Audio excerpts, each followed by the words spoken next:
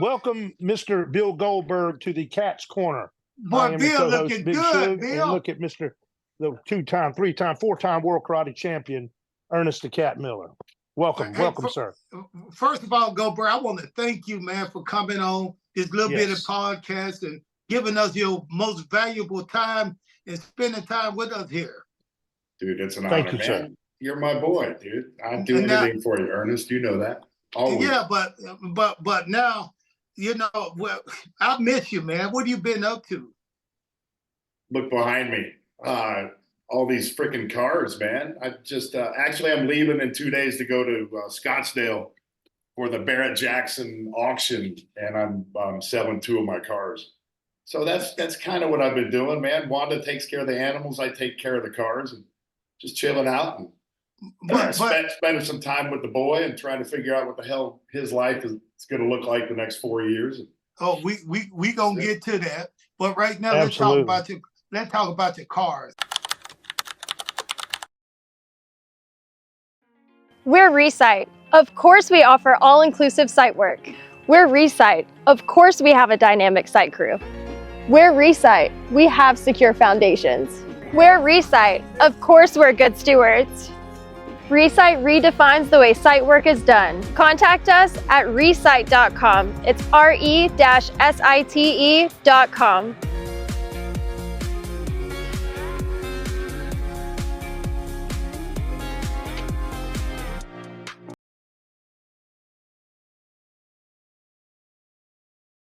Because I know how you've been in the cars for a very long time, man. And you've been talking about that Barrett Jackson. That's one of your favorite places, right? Yeah, man. I mean, it is, except for how much money I dropped there, for sure. It's awesome, man. I've had this car affliction ever since I was a kid. So now, fortunately, I've got a little bit of time and a little bit of I don't know, accumulation of trophies behind me to occupy my time and just have some fun, man. That's what it's all about. But it seems like you have the most fun with your son. I mean, how fun is that, man, to be where you? I remember when I was there with my son, going to college and stuff like. How fun is this? It's fun, but it's freaking stressful, you know. I mean, going through it as an athlete was one thing, but doing it as a dad, I mean, it sucks. I mean, it's great to have the experience with him, and obviously, as a parent, you want the best for your kids, and for them to have an opportunity to go on in sports in college is, I mean, it's success. It's freaking awesome, but it's lobotomizing at the same time, because recruiting isn't the same as when you and I were coming up, and it's just a totally different deal. And there's this evil thing called the transfer portal. Yeah. And it's like the devil to these high school kids. So it's a different landscape. And I don't wish it upon I do wish it upon my worst enemy, but I don't wish it upon my son to have to go through that kind of shit. And, you know, it's bad enough with social media these days. And so these kids got to grow up a little bit early. They got to grow up earlier than we did. Going into college right now, sports wise, is like going straight into business. It's not extending your education and, I'm playing football on the side. It's a totally different deal. So but are you happy about where he's at? He's not just at a great college, a good division. He with a great coach, and from what I understand, he's a personal friend too, right, Dion? Yeah, I mean, you were in Atlanta during the days, and you know Dion, and you know his reputation as an athlete, but as a father, you know, I've watched him over the last number of years when he got involved with Jackson State originally, and he had a big vision. And the vision just so happened to include his sons at the same time. And that was an integral part of him having the success that he did. And, you know, I admire him both athletically and as a human being. Sure, he's prime time. He's Dion. But, man, I've never seen anybody get to top speed within 5 yards before. So you got to... I mean, the guy was just unbelievable, man. And to know that we've had a friendship throughout the years. I mean, I was on the developmental squad in the beginning at the Falcons, man, and he was Deion Sanders, primetime superstar, and he didn't need to give me the time of day, but we were really good friends. How did you guys become friends? Like, cause I know how difficult it is for you to be on the practice squad, and then you guys hardly ever made contact. How did you and Deion get such good friends? I think I maybe Scared him? No, I know. Come on, man. No, I just showed that I just showed that I'd freaking do anything to be on that team. And I was a team player. And when you're in a foxhole, you want guys that'll give blood, sweat, and tears for the cause. And I remember Jerry Glanville coming up to my car one day. It was after practice, and I was tired and beat up and dejected. And every day I thought I was going to get cut. And he said, Goldberg, I wish I had 22 of you. I'd win the freaking Super Bowl. And I'm like, yeah, you'd have a pretty, inadequate team. But he was talking about the fact that I would do anything for a common goal and to make the end result a positive one, and it was a pursuit of mine, and I was relentless. And you want guys like that on your team. And I think that might have been something that Deion saw on a human level. I can't speak for him. I mean, I saved his ass one time. Yeah, I know you did. I heard about that. But I didn't save it. I just came to his aid. But going back to my son and Deion, and hey, as a father, if you knew the head coach at an institution where your son was going to be the next 4 years, and you had history with him, and it's a great organization and it's headed in a great direction, and he's redefining college football, I don't know, I'd say it's a pretty decent option. Hey, Goldberg, that's a great option. But let me ask you about this right here. It was a time in my son's life where he got into college. I helped him doing basketball. He became All-American. Then all of a sudden, he started smelling himself. He started thinking, Dad don't know what this feels like to be an All-American basketball player. So I need to take it on my own to do that. Now, what would you say to your son if he get 2 years and he started for Deion, he got a name, now he want to go into the transfers portal because he want to test it out? What would you say to that? Well, here's the deal, man. I was reading an article this morning about Deion and specifically their roster and how he was treating the portal and how he was treating high school kids, and him saying that, he's not going to risk anything on a high school kid that isn't mature and that can't come in and do his thing immediately and have, a high ceiling. And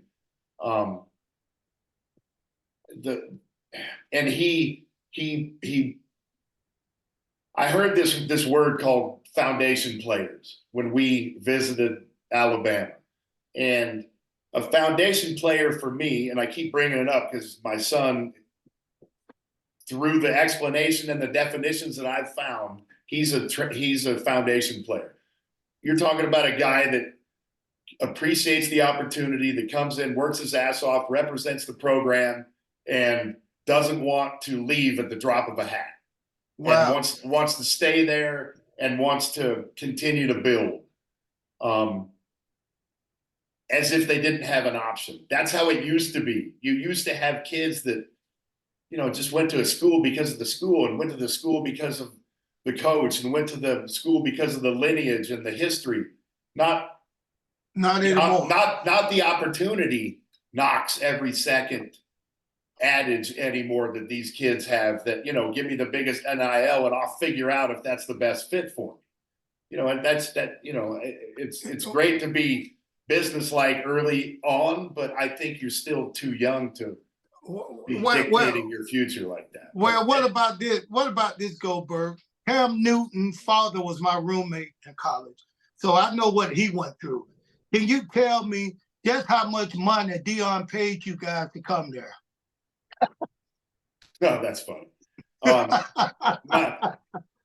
And people are like, hey, man, Goldberg picked up the phone and did whatever. Hey, I ain't not asking for nothing but an opportunity. I'm not asking for a penny. I'm not asking for a scholarship. I'm asking. Well, tell his uncle. His uncle is here, Goldberg. I might need a little something from Dion. Well, I don't need nothing from Dion, but again, with the NIL situation and with Dion being prime time Yeah. and his sons being on the team, I mean, if he didn't know how to redefine the definition of the NIL, then his kids wouldn't have walked the runway for Louis Vuitton in Paris last week, right? Yeah, So you're right.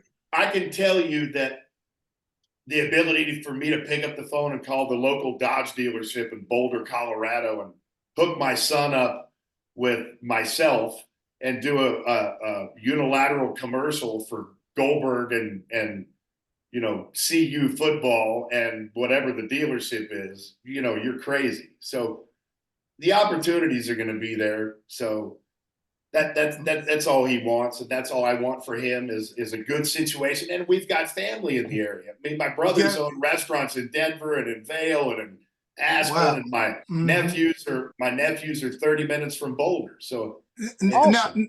Now let me ask you this, Goldberg. This is a very important question. They're all important. It's the last question about your son. Then we're gonna move on.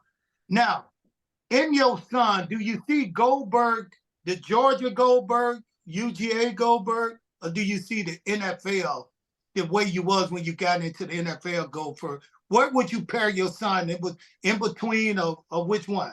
He's neither one. He's not? No.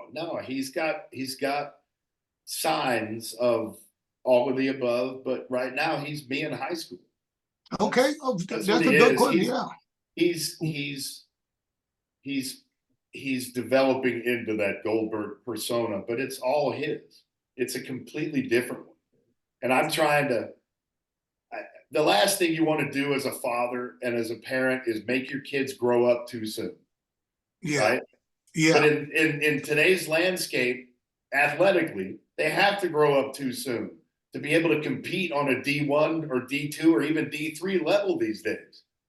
So it's a freaking dichotomy. What do you do?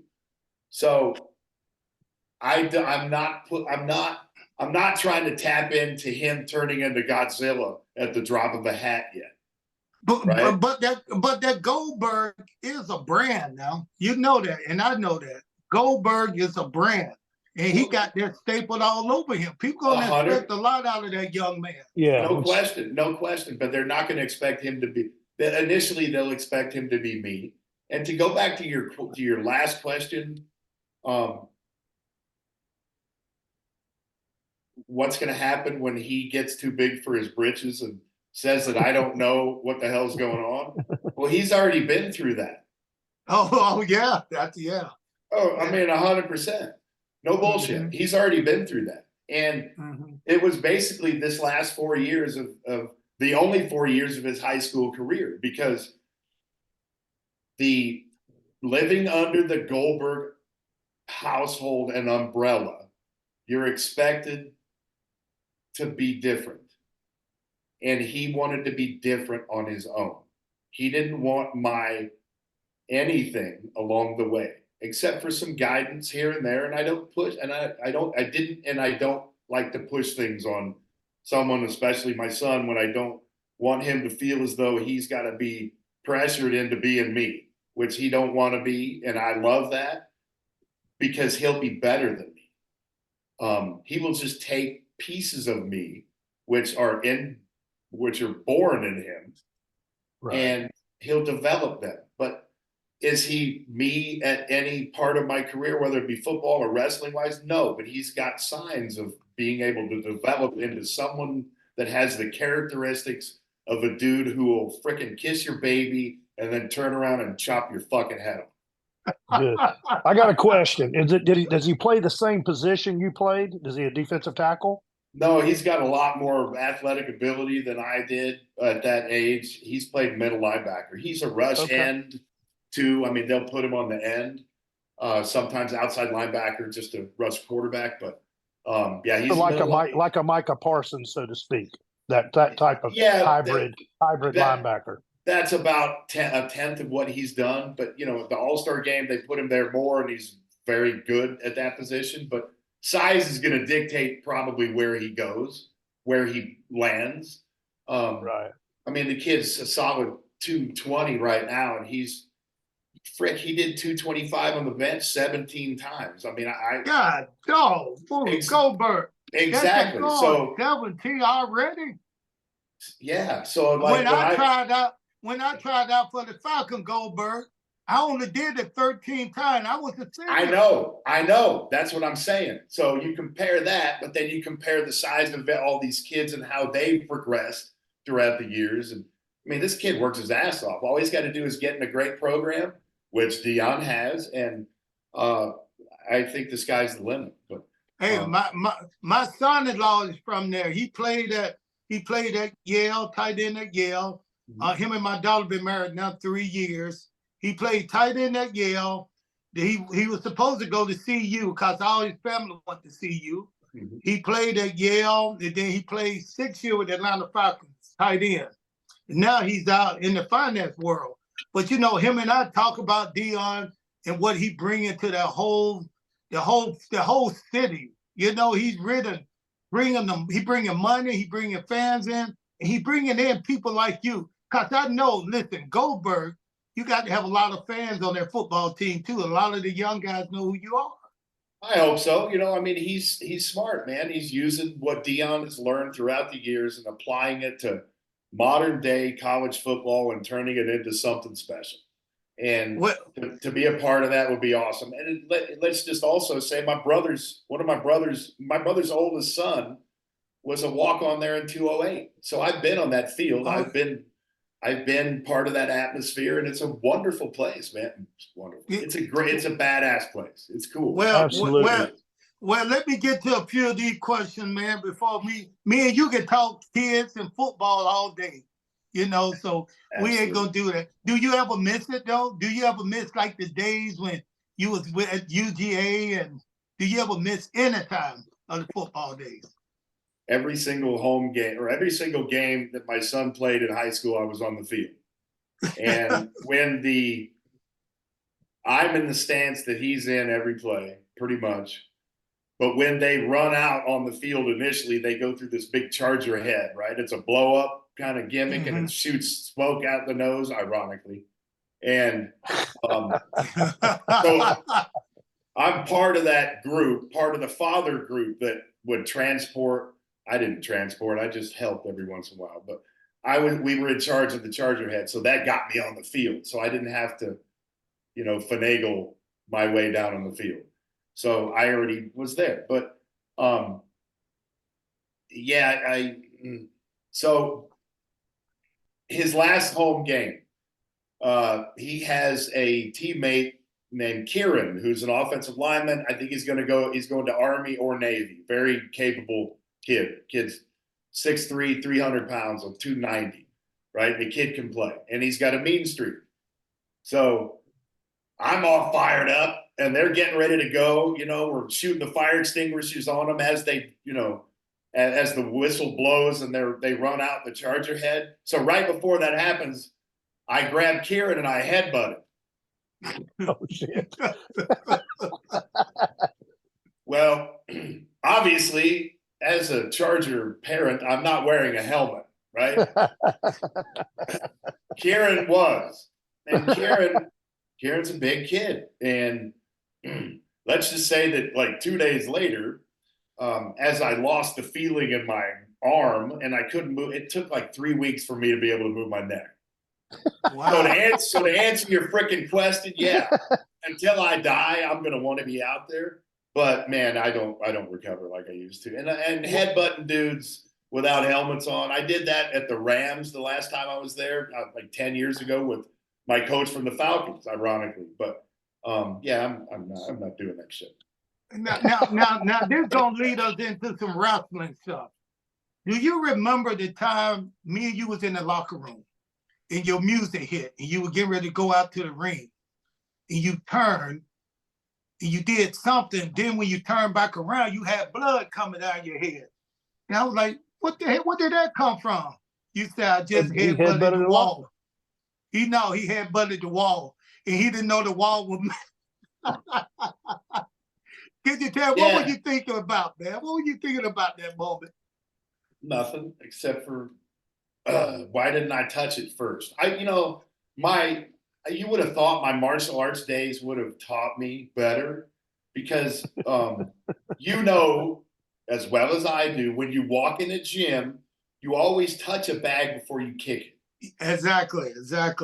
Right? Because it could be one of those 400-pound bags that are made of freaking concrete that are just there to toughen up your shins, whatever, we're doing it for. It's not the bag that you throw head kicks at, full force, right? Or low kicks, which is what the only thing I can do. So, yeah, I remember doing the movie Santa's Sleigh, and I was up in not Vancouver, but I can't remember where it was, up in Canada. And I walked into a Muay Thai gym, and the fight coordinator was Jackie Chan's double. So he was very adept at Muay Thai, at karate, at martial arts. And so he needed a gym. And long story short, I walk in the gym, and there's a bag right on the outside of the ring on the corner, and it's taped you've seen those before. Yeah, Before. It's to condition your shins. Well, I walk up, whack. Oh my God, dude! I thought I broke my shin right in half. So you think I would have learned? I would have learned from those days, but I didn't. I bet you it didn't stop you, because it was so funny. It's just like I was talking to you, then you turned around, then by the time I reached the door and turned and looked at, you had blood coming down your head. I said, what happened? You said, I almost knocked myself out. I didn't know there was a concrete wall. Well, that's what happens, right? That got you fired up now, but this is what I want to talk to you about that martial arts, because I had a friend of mine on this, on my podcast, Michael J. White, and you and him worked a movie together. And I knew my first movie ever. That was awesome. And Universal Soldier. And I know, what was the interaction between you two? Did you guys speak to each other, or did you two just look at each other and growl at each other? No, you know Michael J. I mean, you do. So yes, both of us, and I don't know, maybe there was 3 seconds of them looking at each other and growling. But man, I mean, I was a baby in the industry, in the entertainment industry. I was an athlete. This was my first opportunity. I'd only been in wrestling for a short period of time. And I get to do most of my scenes with Van Damme. Yeah, right? Yeah. He was the one I had most of the interaction. And Mike asked me about your martial arts, which we'll talk about there in a few minutes. But I did tell him, I said, he's the truth. I said, he started from working out with guys to being able to, I told him, I worked out with you when you first started training with some guys, and you was okay. But then the last time I worked out with you after a few years of training, I said, he was a weapon. He was able to throw some technique that I was like, man, where did that come from? He learned pretty fast. And that was at your school that day. I came up, you invited us up to spar. And I was like, man, Goldberg was trying to knock my head off in there. Well, here's the deal, man. I mean, I'm a guy who works hard and who has and is very passionate. So I've been a fan of mixed martial arts and martial arts for a very long time. And I, along the way, have tried to unilaterally grow and learn as a martial artist on my own, but also use it in training, whether it be for football or whether it be for wrestling, because it was a huge part of my wrestling, especially in Japan. I'm just a student, man. I've taken a lot of years of a lot of different things, but I've never been able to really dedicate 100% of my time towards gradually progressing in one discipline, because our schedule. Yeah. It's mostly privates with guys. It's mostly, Ludwig up in Denver, Ruben, who is 90% of my training. When I was with Glory, I got to train with dudes. I mean, Rico, and it's just unbelievable stuff. Simon Marcus, who's a really good friend of mine. I've trained with him up in up in wherever he lives. I mean, You know who put you over, and he's Who? coming on after this later on today. Is Who's that? King Mo. he's awesome. I trained with him Yeah. and Dustin Poirier. And Yeah, that's what he told me. But the whole deal is I don't have any ego in it, man. I Yeah, don't.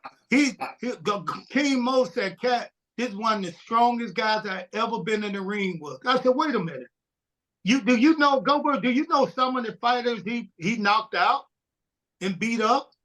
Oh, And hell here he yeah! is. I've been a fan of his for 100 years. You know, he Hey. may be a fan of mine, but I'm a bigger fan of his than he is of mine. But Yeah. So he came on, and he's coming on, and of course I'm gonna tell him you said hello. But lots of love, please. I love that kid, man, to death. I got a few questions dealing with wrestling. I don't want to talk about it, but I got to. How can I have Goldberg and not ask him a few questions?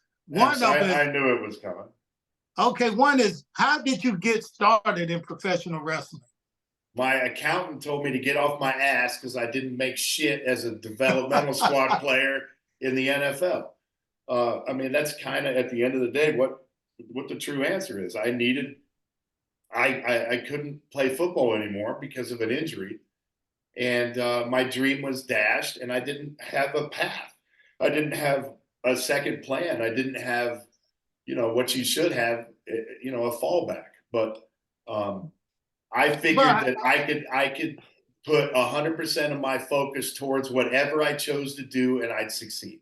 It just so happened to be wrestling because of my relationship with you, with Sting, with Luger, with the Steiners, because of being in Atlanta. And it was a natural progression because I already knew guys who were involved, and I had a couple positive assets to bring to the table.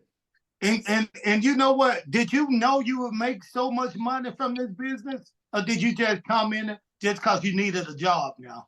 I was under the impression that it was much more dictated towards your work ethic and your everything, as opposed to, the luck of the draw and who liked you on Friday. And, at the end of the day, I thought it was based on performance. And I mean, it is to a degree, but so to answer your question, no, I mean, I knew I was a fan to a degree, and I was a huge fan of mixed martial arts, and I have a little bit of entertainment in me.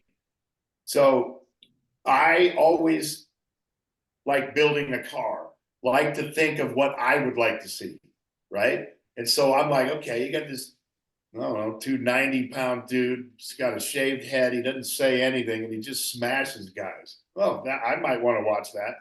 I mean, it was parallel to what Tyson was doing. I keep telling everybody, but it was all I had to do was replicate the feeling that fans had when they tuned into a Mike Tyson fight.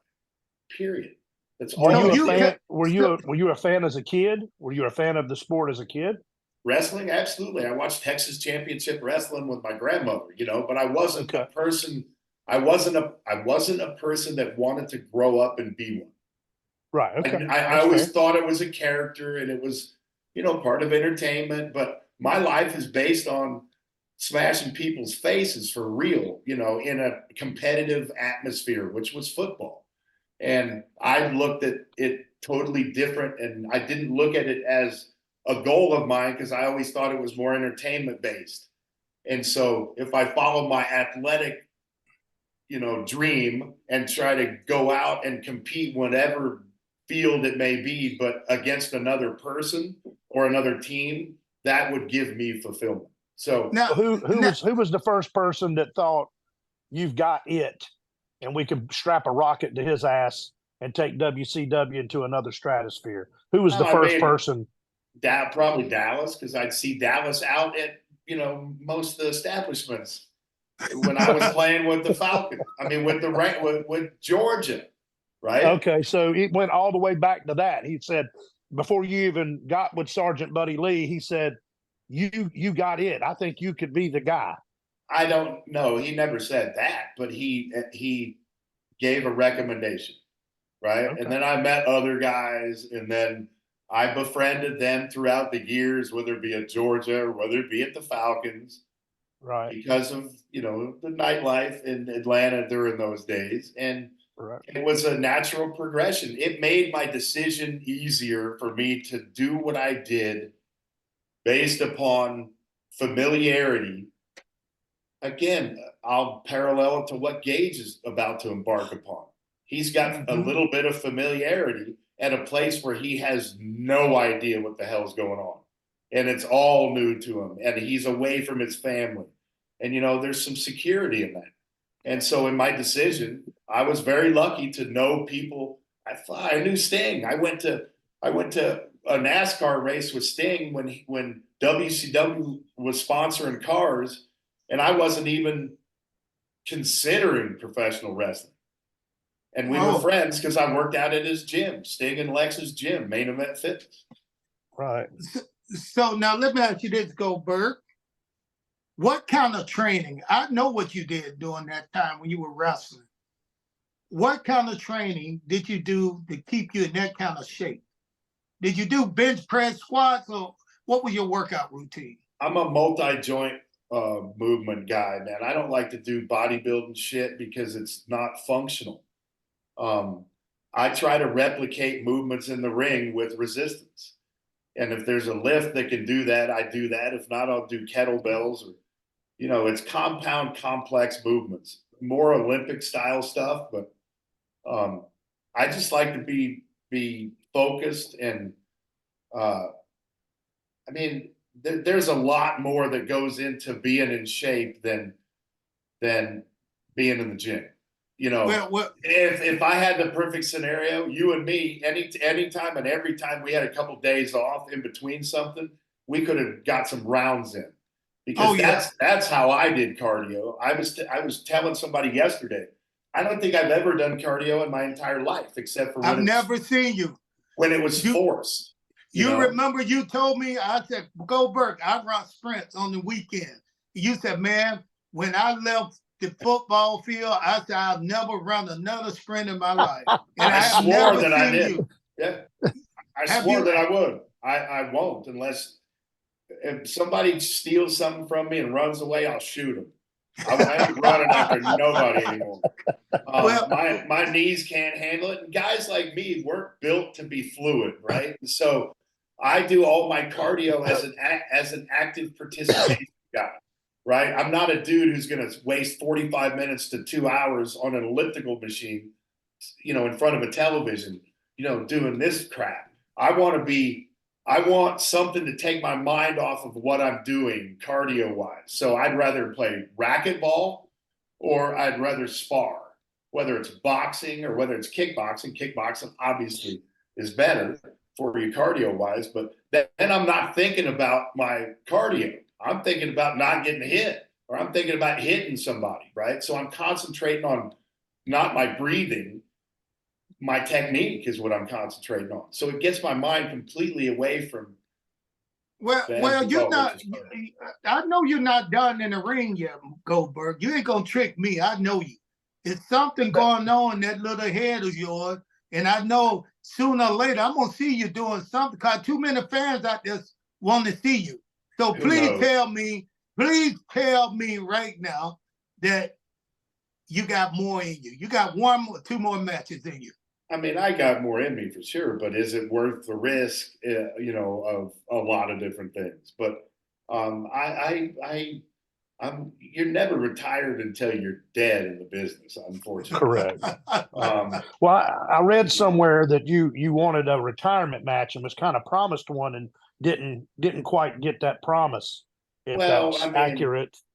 It's accurate. It's accurate, but I'm not going to sit here and cry over spilt milk. And I mean, I'm the last person in the world that would complain because I didn't receive something that I was promised, because that's never happened before.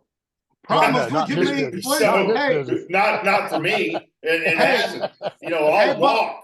I mean, you know. But what you mean promise? Somebody promised you this. Well, we won't get into specifics unless he just wants to, but I'm just saying. Hey, Ray, let me answer him. We want to get in specific if he want to. You just want more viewers, dude. He's wanting clicks. Yeah, I But- learned from you, Goldberg. Yeah, I know, but here's the deal, and I'll give you just a tiny bit, and I'm not gonna, Okay. I'm not gonna, like I say, dude, You don't have to. shut up. I'm content, right? And I'm not a finger pointer, and I don't make excuses. You don't. But I did something for someone under certain circumstances for something in return. And let's just say that that return was never delivered upon. Is it something I've gone to the press about and cried spilt milk? No, man, I don't care. But I'm just saying it is what it is. And for someone to be completely 100% trustworthy, they have to be a man of their word. And 99% of the time, it was fulfilled. This 1%, it just wasn't. So I mean, it is, and I get it, it's a business, whatever. It is what it is.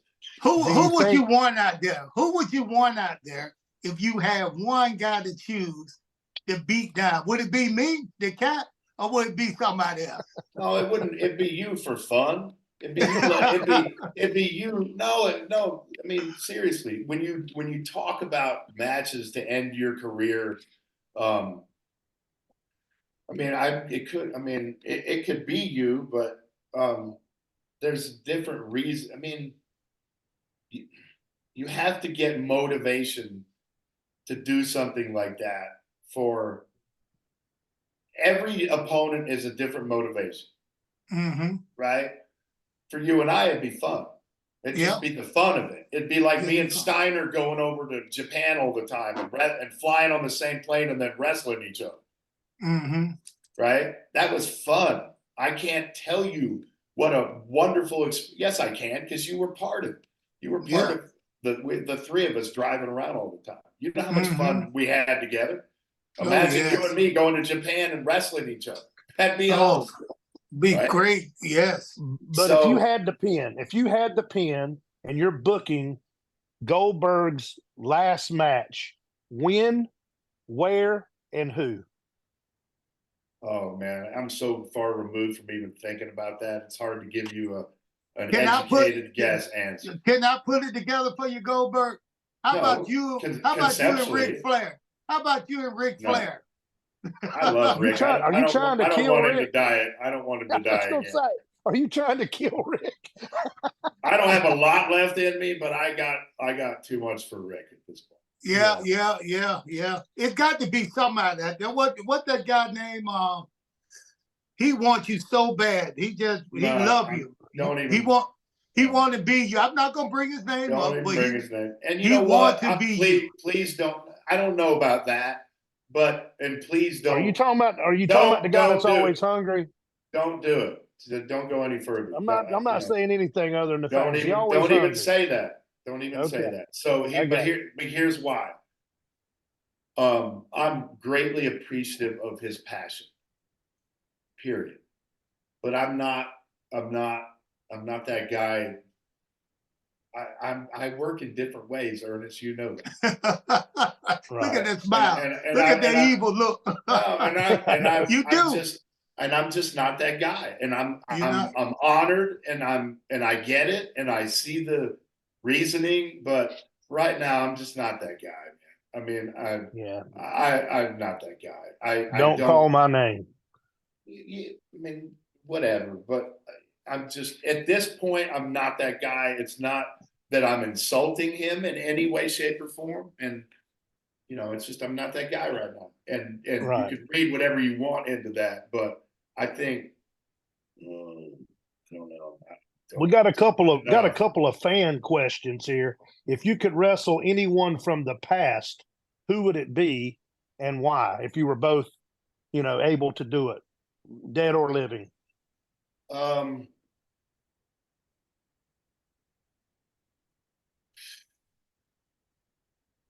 Man, Bruiser Brody. Wow. What a match. What a match. That's why. What a match. I was such a fan of his. Oh, and ironically, I was a huge Von Erich's fan too, and they live 20 minutes from here. Wow. And I got to meet him, all these years later. And but yeah, it'd have to be Brody. He's in my Oh man, when I I didn't even grew think up. that.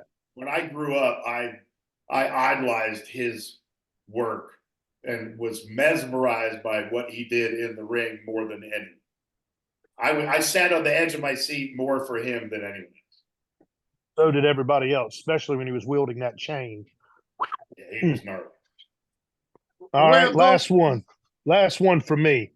In the movie The Longest Yard, who was cool to work with, who was a dick, and who were you most impressed with acting wise out of all the athletes that were there on that set?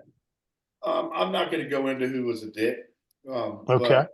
but let's just say that it was one of the best experiences of my life because I was able to work alongside Burt Reynolds and Adam Sandler and Nelly. Obviously, it was cool to be with the athletes too, but I Mm-hmm. rub shoulders with them a lot as it is, Right. and I mean, it just the whole eclectic group of people was awesome. Adam took great care of everybody, but Nelly was literally the most down to earth dude on that set to me. And Leno always taught me that you only pass judgment on someone how they treat you, or how Right. they treat their weight. No, excuse me, how people treat their wait staff, not you. So Right. what I would do was I would sit in my, ironically, look at this chair. oh, he got his movie chair out. No, Yeah, man. it's the longest yard chair. Look. Yeah. Hey, Absolutely. I'll give you $4.50 for that. Yeah, right. You can have my How ball was sweat Chris off of here Rock? for that. Hold up. I could have what? You heard. Hey, how was Chris Rock to work with? Next question. Okay. All right. Hey, so Goldberg, right now you seem to be in really good shape. No injuries hardly. So right now, how are you doing that? What are you doing today? I know you said you're not running sprint, but how you staying in shape now? Cause your workout partner, he's leaving. So what you gonna do to stay in shape? Problem is, and I told him last night for the first, my dream as a dad. There's a lot of things that would make me extremely happy, but what I saw last night in the gym was unbelievable. I had to literally take weight off of my neck machine because my son was lifting more than I was. Oh wow. And he's 17 and he's got 3 plates on that damn thing. Hey, that's the payback. I remember we was out in California, Goldberg. Me and you was at a gym working out. And I'm a karate guy. I didn't lift a lot of weight. So I remember I worked my ass off just to get the 315 on the bench one time. So Goldberg and I was out there and I'm throwing the weight around 315. I got it 2 times. I was so happy. And Goldberg was working on some other machine. So he just happened to walk around and sat on the bench and he asked me a question. We were talking and I was still just happy about what I just did. Goldberg laid back, took the rack off, 315, and did about 20 times fast. Like, then when he got through, he just slammed the back up and walked off. And I stared at him. I said, I can't believe you just did that. Why did you just make me look that bad? But Goldberg, I couldn't kick people in the head at will. And I'm going to take this opportunity to say that my martial arts game wouldn't be where it was if it wasn't for you. Hey, brother, thank you. If people knew how good you were and how dedicated you were to your craft, they would put you on cloud 9 as far as respect, because it's been a passion of yours ever since I've known you and way before that. And the fact that at 150 years old, you're still chugging along, man. I swear. Freaking awesome. Well, this the mad respect. Thank you, Goldberg. And this is the last question for me. What are your thoughts on the current state of wrestling today? I'm sorry, and I know you left the juiciest question for last, but I can't pass judgment on what I don't see and what I don't know. So you don't not watching the product. Are Okay. you're serious, right? Does that surprise either one of you? That No, I it doesn't. I don't sit down on a Monday or Friday night and watch freaking wrestling. Hey, Or I don't Wednesday either. or whenever. What about give us a Super Bowl pick right quick? Who do you think out of the last 4 teams remaining, who do you think it's going to be playing against And each other, and who's going to win it? this is one of the craziest seasons I've ever seen with my kid who's into fantasy and, me working for sportsbetting.ag. Right. I'm more tuned in with football than anything right now and any time, because usually in the past I usually was cut by the team or I played against them, so I didn't give a damn. Right. But the stuff I've seen over the past couple months and the whole season, I mean, how the hell can you predict anything? You want to go with the Niners because of their offense? Look at what Detroit's done. I mean, Lamar, are you going to bet against him? I mean, what's your pick? I mean, I got to go with the good feeling story about the Lions, but I don't think they're going to make it past this next round. So, God, I want them to, though. Goldberg. That coach reminds me so much of you, Dan Campbell. I if love you were it, a coach, man. Yeah, that would be you, bro. He's me, 100%. Goldberg, my pick is Detroit and my man, the Ravens. My lookalike. You're looking Ray Lewis. My Ray Lewis lookalike. So I'm going with Detroit and the Ravens. That's gonna be my Super Bowl pick. And Lamar Jackson gonna take them all the way to the all the way to the Super Bowl for a win. You won't take them? You won't take that bet? Because I agree with you. Those are the 2 teams. But my problem is I always bet with my heart, not my head. I'm gonna vomit again. That's the second most disgusting thing I've seen in that left corner today. Come on, man. And I live in Texas, and Micah Parsons. No, I mean, a lot of reasons. But I'm more of a Texans fan.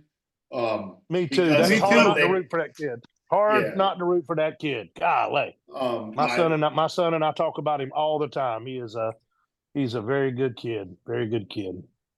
Yeah, they got a lot of good going on in that program. Good coach. Well, Goldberg, I'd like to thank you, man. I don't want to take up too much of your time. Me and you have some of the best conversation on the phone. So we can talk all day. Yeah, but I love you, big man. Thanks for coming on and sharing. We really appreciate your time. Sharing a little bit of your thought, man. Anything you want to say to, the Cat's Corner, the people out there from my podcast, anything you want to say to them?